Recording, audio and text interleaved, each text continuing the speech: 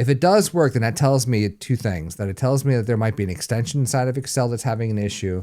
It could be a formula that's trying to load automatically, or it could be an outdated version of Excel. So from Facebook, DIY Queen 27 asks, Excel keeps crashing when I try to edit my spreadsheet. I wonder if you know Photo Guy 94 then, because he's talking about something crashing too. Either way, Excel keeps crashing whenever I try to edit my spreadsheet. Well, there's a couple things that you can do there as well. So is this spreadsheet online or is it a local spreadsheet?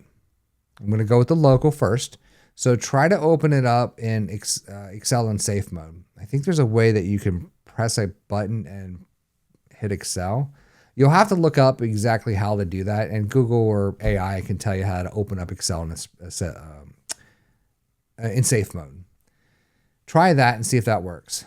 If today cleared up even one headache, a weird pop-up, an AI worry, or a stubborn printer, you're already ahead. Write down the one fix or idea that helped most and try it before the week's out.